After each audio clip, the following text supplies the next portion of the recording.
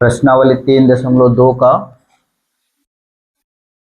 प्रश्नावली 3.2 का question number 2 दूसरा सवाल। ठीक है। दूसरे सवाल में क्या करना है कि समीकरण दिए गए हैं और दिए गए समीकरण में से फिर एक समीकरण और दी गई है जिसमें यम का मान ज्ञात करना है। ठीक है ना।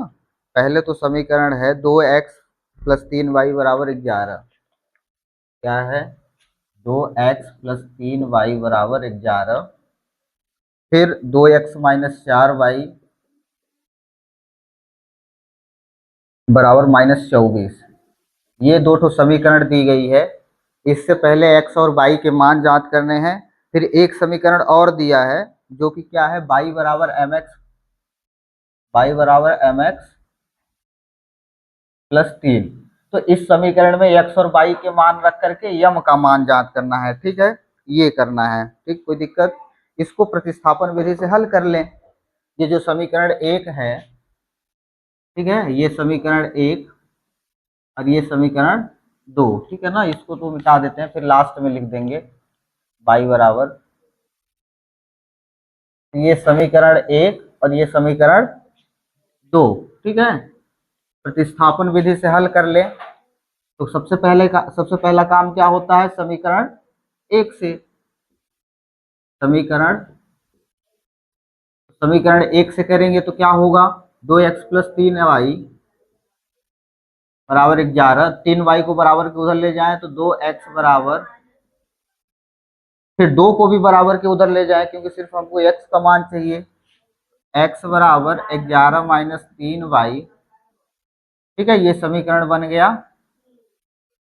अब समीकरण 3 से x के मान को समीकरण 2 में रख दें। ये दूसरा स्टेप। समीकरण 3 से x के मान को समीकरण 2 में रख दें। 2 है तो 2, x के जगह पे x का मान, तो x का मान कितना है, 11 माइनस 3y बटा 2 माइनस 4y। कोई दिक्कत? अब ये दो सेम सेम है तो गुणे में है तो कट जाएगा, 2 से 2 बचेगा कितना, 11 माइनस 3y माइनस 4y बराबर -24।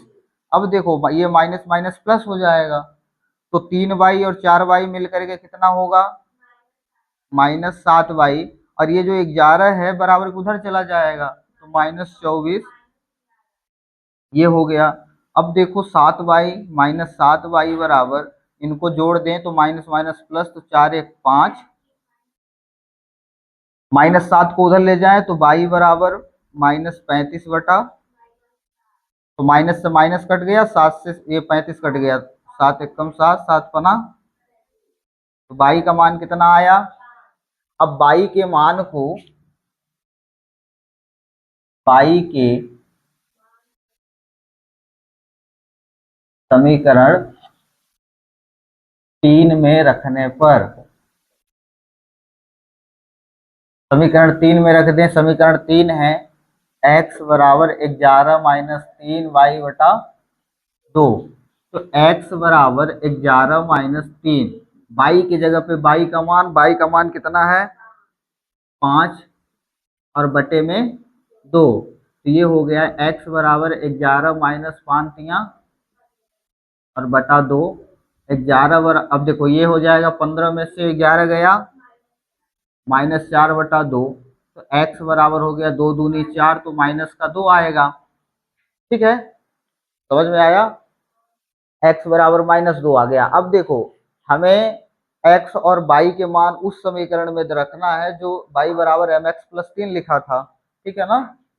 तो y बराबर mx प्लस 3, यहाँ पे x के जगह पे x का मान, y के जगह पे, ठीक है, तो y का मान कितना है, 5, तो 5 हो गया।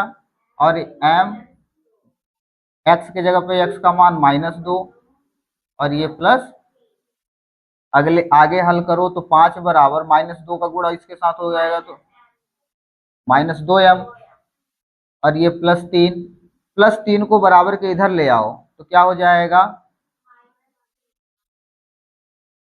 तो 5 में से 3 गया, कितना बचेगा?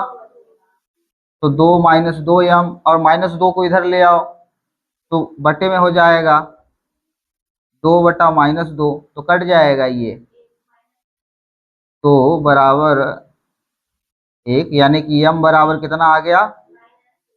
अतः m का मान -1 है। यही निकालना था अपने को, यम का मान निकालना था, और यम का मान आ गया। दो समीकरण दिए थे, दोनों समीकरणों में से एक्स और वाई के मान निकालने के बाद एक्स और वाई के मान इस समीकरण में रखना था, जो तीसरी समीकरण सवाल में दिया है, वाई बराबर mx+3।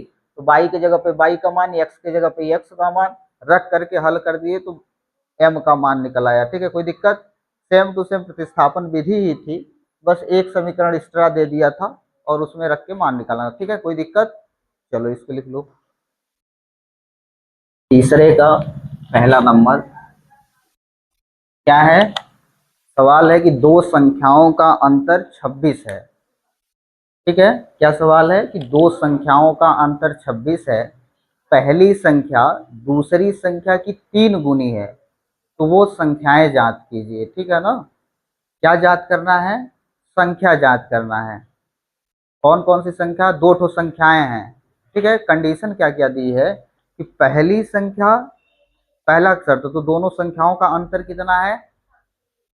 26 है। दूसरी कंडीशन ये दी है कि जो पहली संख्या है वो दूसरी संख्या की 3 गुनी है। ठीक है ना? अब हमें निकालना क्या है?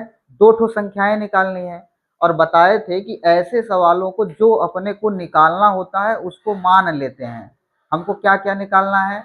एक तो पहली संख्या निकालनी है और दूसरी संख्या निकालनी है। तो मान लेंगे कि पहली संख्या x हो जाएगी, दूसरी संख्या y हो जाएगी। और हम ये जानते हैं, प्रश्न भी कह रहा है कि दोनों संख्याओं का अंतर 26 है, यानी पहली संख्या में यदि हम दूसरी संख्या को घटाएं, अंतर का मतलब क्या होता है? घटाना। यदि पहली संख्या में दूसरी संख्या को घटाएं तो दोनों का अंतर 26 आएगा। ठीक है ना? ये पहला शर्त हुआ। दूसरी शर्त ये है कि जो पहली संख्या होगी वो दूसरी संख्या की, तो किसकी 3 गुनी होगी? दूसरी संख्या की। ठीक है ना? दूसरी संख्या, तो जिसमें का, की, से आए उसी के साथ जोड़ना, घटाना, गुणा करना है। तो इसमें गुणा कह रहा है तो गुणा करेंगे। ठीक है ना? चलो पहले तो मान लेते हैं, क्या क्या मानना है। माना पहली संख्या बराबर x, यही निकालना है, और दूसरी संख्या निकालना है। तो दूसरी संख्या बराबर, ठीक है ना, पहली संख्या x हो गई, दूसरी संख्या y, यही अपने को निकालना भी है। अब देखो प्रश्नानुसार, प्रश्न जो कह रहा है, प्रश्न कह रहा है कि इन दोनों संख्याओं का अंतर कितना है, यानी कि इसमें से इसको घटा देंगे तो 26 आ जाएगा। ठीक है ना? तो ये हो जाएगा x माइनस वाई बराबर समीकरण।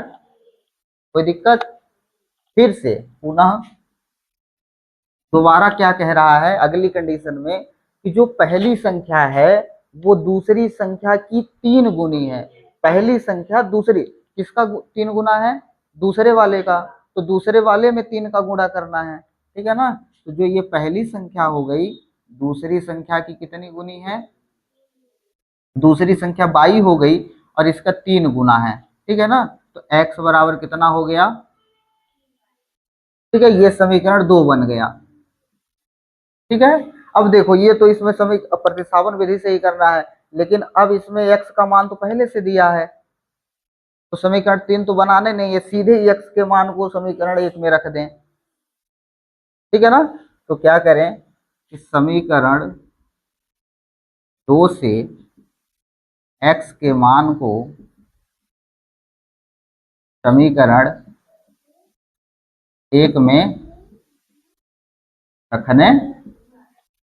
रखें। एक x के जगह पे x का मान 3y और माइनस y बराबर 26।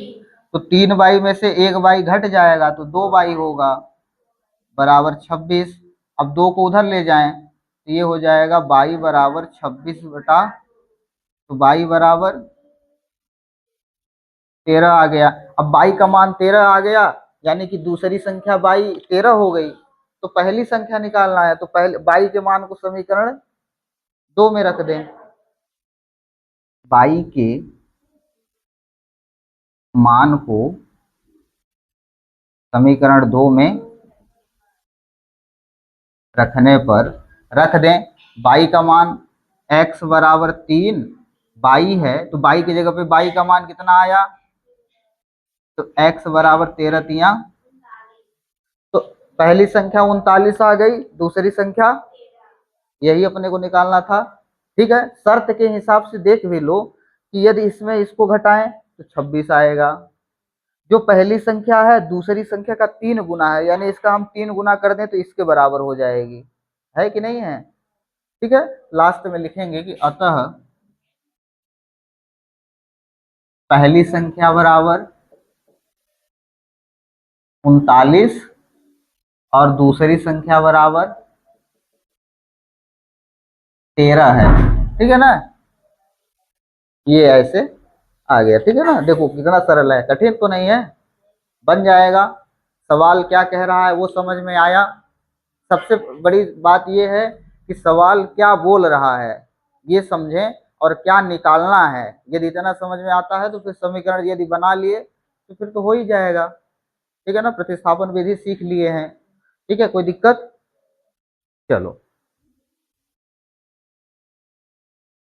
तीसरे का दूसरा क्या है कि क्वेश्चन, दो संपूरक कोण में बड़ा कोण छोटे कोण का 18 डिग्री अधिक है, तो कोण ज्ञात कीजिए। ठीक है ना, क्या करना है कि दो संपूरक कोण हैं, ठीक है ना, ऐसे बोला है।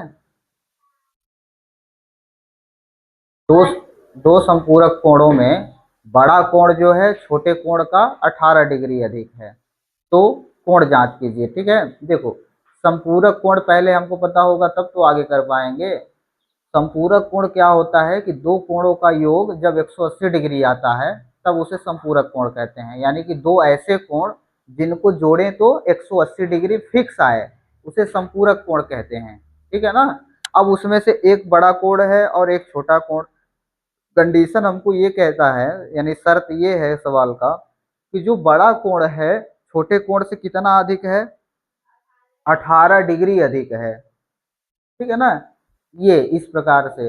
अब देखो हम मान लेंगे कि बड़ा कोण x डिग्री हो जाएगा, छोटा कोण y डिग्री, क्योंकि हमें यही निकालना है, दोनों कोण निकालने हैं और दोनों कोणों में से एक बड़ा होगा और एक छोटा। तो मान लेंगे कि माना बड़ा कोण, माना बड़ा कोण बराबर x डिग्री और छोटा कोण बराबर क्या हो जाएगा, y डिग्री। ठीक है ना, ये मान लिए क्योंकि हमें यही निकालना है, एक बड़ा कोण और एक। ठीक है, अब देखो प्रश्नानुसार ये कि संपूरक कोण में दोनों कोणों का योग 180 डिग्री होता है, तो x प्लस वाई बराबर 100, ये समीकरण 1 बन गया। ठीक है ना, x प्लस वाई बराबर 180 डिग्री, क्योंकि संपूरक कोणों का योग 180 डिग्री होता। दूसरे पुनः फिर से क्या कह रहा है कि जो बड़ा कोण है, बड़ा कोण कौन सा है, x है, और छोटे कोण से 18 डिग्री अधिक है। किससे, छोटे कोण से। तो छोटे कोण से बोल रहा है तो यानी कि छोटे वाले में ही जोड़ना घटाना है, अधिक बोल रहा है तो अधिक कर देंगे। तो बाई बराबर बाई प्लस 18, तो ये हो गया। अब देखो बाई को इधर ले आओ तो ये हो जाएगा x माइनस बाई बराबर, या तो फिर रहने ही दो प्रतिस्थापन विधि में। ठीक है, इसको समीकरण 2 मान लेते हैं, x का मान सीधे उठा करके समीकरण 1 में रख देंगे। ठीक है ना, लिख दें प्रतिस्थापन विधि से, प्रतिस्थापन विधि क्या है कि समीकरण 2 से x के मान को समीकरण 1 में रखने। ठीक है ना, इसमें समीकरण 3 बनाने की जरूरत ही नहीं पड़ी। अब देखो इसको रख दो तो ये हो जाएगा x की जगह पे x का मान, यानी बाई प्लस 18 बराबर 180 डिग्री। तो बाई, अब 18 को उधर ले जाएं। अच्छा, एक बाई तो और है, छूट ही गया। प्लस बाई बराबर 100। अब देखो ये बाई और बाई मिलकर के दो बाई हो गया, और ये 180 माइनस 18, 18 उधर चला जाएगा तो माइनस में हो जाएगा, डिग्री में है तो डिग्री। दो बाई बराबर, और 180 में से 18 गया, 10 में से 8 गया 2, 7 में से 1 गया 6, यानी 162। बाई बराबर 162/2, तो ये कट जाएगा। 81 दूना 162, यानी बाई का मान कितना आ गया? 81 डिग्री। अब दूसरा, बाई के मान को समीकरण 2 में रख दें। बाई के मान को समीकरण 2 में रखने पर, तो रख दें समीकरण 2 क्या है? x बराबर बाई प्लस 18। तो बाई के जगह पे बाई का मान, तो बाई का मान 81 और प्लस 18 जोड़ दें तो ये हो जाएगा 8 और 1 9, 99। तो x बराबर कितना आ गया? ठीक है ना। तो बड़ा कोण क्या हुआ? 99, और छोटा कोण क्या हुआ? और इन दोनों को जोड़ेंगे तो 180 भी आएगा। ठीक है ना। तो ये इस प्रकार से सवाल करना था। मेन चीज इसमें ये था कि अगर संपूरक कोण के बारे में जानते हैं तो सवाल हो गया। ठीक है ना। पहला समीकरण यहाँ से बन गया कि हम जानते हैं कि संपूरक कोणों का योग 180 डिग्री होता है, तो x प्लस बाई बराबर 180 डिग्री हो गया। और दूसरा समीकरण इससे बन गया कि जो बड़ा कोण है छोटे कोण से 18 डिग्री अधिक है, तो बाई प्लस 18 हो गया, ये समीकरण 2 बन गया। अब यहाँ से x के मान को उठा करके यहाँ पे रख दिए तो ये आ गया। ठीक है ना, x और बाई के मान। अतः संपूरक कोण में बड़ा कोण बराबर 99 डिग्री और छोटा कोण बराबर 81 डिग्री। ठीक है ना, यही निकालना था अपने को, और आ गया। कोई दिक्कत? देख लो, जहां कहीं दिक्कत हो समझ में आ गया। चलो ठीक है, लिख लो। तीसरे का तीसरा है, एक क्रिकेट टीम के कोच ने 7 बल्ले तथा 6 गेंदें 3800 रुपए में खरीदे। ठीक है। बाद में उसने 3 बल्ले तथा 5 गेंदें 1750 रुपए में खरीदी। प्रत्येक बल्ले और प्रत्येक गेंद का मूल्य जांच कीजिए। ठीक है ना।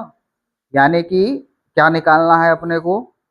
प्रत्येक बल्ला, यानी एक बल्ला कितने का मिलता है और एक गेंद कितने की मिलती है। ठीक है ना, ये अपने को निकालना है। हम जानते हैं कि जो अपने को निकालना रहता है उसको मान लेते हैं। ठीक है ना। इसमें क्या निकालना है? बल्ले की कीमत और गेंद की कीमत। तो सबसे पहला काम क्या होगा कि बल्ले और गेंद की कीमत को मान लेते हैं। ठीक है ना। तो मान लेंगे कि माना बल्ले की कीमत बराबर x रुपए और गेंद की कीमत बराबर, मान लें, माना बल्ले बल्ले की कीमत बराबर x रुपए और गेंद की कीमत बराबर ₹5। ठीक है ना, ये हो गया। फिर प्रश्न के अनुसार, प्रश्नानुसार प्रश्न कह रहा है कि जो कोच है वो 7 बल्ले तथा 6 गेंदें 3800 रुपए में खरीदी। ठीक है ना। जब हम एक बल्ले की कीमत निकाल लेंगे तो एक बल्ले के साथ यदि हम 7 का गुणा कर दे तो 7 बल्ले की कीमत आ जाएगी। यदि एक गेंद की कीमत निकाल लें और एक गेंद में हमें जितने गेंदों की कीमत निकालनी हो उसमें हम गुणा कर लें तो गेंदों की कीमत आ जाएगी। ठीक है ना। जैसे मान लो हम एक बल्ले की कीमत 50 रुपए पा गए। ठीक है ना। तो अब हमसे पूछा जाए कि 10 बल्ले की कीमत कितनी होगी, तो इसमें 10 का गुणा कर देंगे। 15 बल्ले की कीमत कितनी होगी, तो इसमें 15 का गुणा कर देंगे, तो 15 बल्ले की कीमत आ जाएगी। जितने भी बल्लों की कीमत पता करनी होगी इसके साथ गुणा कर देंगे। कब? जब एक बल्ले की कीमत आ जाएगी। ठीक है ना। अभी हम लोगों ने एक बल्ले की कीमत कितना मान लिया? x रुपए मान लिया। तो 7 बल्ले की कीमत निकालनी है, तो यानी इसका मतलब है कि 7 का गुणा एक बल्ले के साथ कर देंगे तो 7x हो जाएगा, वो 7 बल्ले की कीमत हो जाएगी। ठीक है ना। हुआ कि नहीं हुआ? तो कोच ने क्या किया कि 7 बल्ले खरीदे। कितने बल्ले? 7 खरीदे। तो 7 बल्ले खरीदे, यानी इसका मतलब 7 का गुणा एक बल्ले के साथ कर दें तो सातों का कीमत पता चल जाएगी। और उसी के साथ उन्होंने गेंद भी खरीदी, तो गेंद कितनी खरीदी, ठीक है ना, एक गेंद की कीमत 22 रुपए है और टोटल गेंद उन्होंने 6 खरीदी, तो 6 गेंदों की कीमत कितनी हो जाएगी, 6 बाई हो जाएगी, 6 बाई। और इन दोनों को मिला करके उन्होंने कितना पैसा दिया, 3800 रुपए, कितना पैसा दिया, ये बन गया समीकरण एक। ठीक है, कोई दिक्कत, ऐसे हुआ 7 बल्ले 6 गेंद और दोनों को मिला करके उन्होंने 3800 रुपए दिए। ठीक है ना, फिर दूसरे कंडीशन में पुनः यानी फिर से उन्होंने खरीदा, लेकिन दूसरी बार उन्होंने कितनी गेंदें खरीदी, 3 बल्ले खरीदे और 5 गेंद खरीदी, कितनी, 3 बल्ले, तो 3 बल्ले की कीमत 3x और 5 गेंदों की कीमत 5 बाई, और टोटल कितने पैसे दिए इस बार, 1750। ये समीकरण 2 बन गया। ठीक है, कोई दिक्कत, ये हो गया। इस प्रकार से समीकरण अपने को बनाना था। कोई दिक्कत, समझ में आया कैसे समीकरण बनाते हैं, ठीक है ना। अब देखो इसको क्या करें, प्रतिस्थापन विधि से हल कर दें। प्रतिस्थापन, तो इसमें सबसे पहला काम क्या करेंगे, समीकरण समीकरण एक से, समीकरण एक क्या है, 7x प्लस 6y बराबर 3800। अब देखो 6y को उधर ले जाओ तो 7x बराबर 3800 और माइनस 6y, 7 को भी उधर ले जाओ तो x बराबर हो गया 3800 माइनस 6y और बटे में ये समीकरण 3 बन गया। ठीक है, कोई दिक्कत। अब समीकरण 3 से x के मान को समीकरण 2 में रख दें। ठीक है, समीकरण 3 से x के मान को समीकरण 2 में रखने पर, 2 में रखो तो समीकरण 2 क्या है, 3x प्लस 5y बराबर 1750। तो x के जगह पे x का मान 3 गुणे 3800 और बटे प्लस सॉरी माइनस 6y बटे 7 और फिर प्लस 5y बराबर 1750। ठीक है ना, कोई दिक्कत यहाँ तक। अब देखो इसको थोड़ा सरल कर लो, तो ये कटने वाला तो है नहीं, गुणा करना पड़ेगा, तो गुणा कर लें। गुणा करेंगे तो कितना हो जाएगा, 3800 में 3 का गुणा कर दिए तो 8 त्रिक 24 की 4 हासिल बच गया 2 और 3 त्रिकाएं 9, 9 2 11 और ये 2 ठो 0, फिर माइनस 6 त्रिक 18y और फिर बटे 7 प्लस 5y और फिर बराबर 1700। ठीक है, कोई दिक्कत। अब यहाँ से एलसीएम लो 7, क्या करोगे, एलसीएम लोगे तो एलसीएम आ जाएगा 7 ही आएगा, इसके बटे में कुछ नहीं है तो 1 आ गया, ये हो गया 11,400 माइनस 18 बाई और प्लस 1 सत्ते 7 यानी 7 का गुणा इसके साथ हो जाएगा तो 7 पना 35 बाई और बराबर 1700। अब देखो 7 को बराबर के उधर ले जाओ तो गुणे में, इधर भाग में है उधर गुणे में हो जाएगी, तो 11,400 माइनस 18 बाई प्लस 35। अच्छा इसको जोड़ दें यहीं पे, ठीक है ना। देखो ये माइनस 18 बाई है और ये प्लस 35 बाई है, तो प्लस माइनस घटेगा, तो घटा देंगे तो कितना हो जाएगा, 18 में 35 में से 18 घटा देंगे तो 17 बाई। तो 17 देखो प्लस का 17 आएगा क्योंकि चिन्ह बड़ी संख्या का होता है। आगे 1750 गुणे 7, ये 7 गुणे में हो गया, कोई दिक्कत।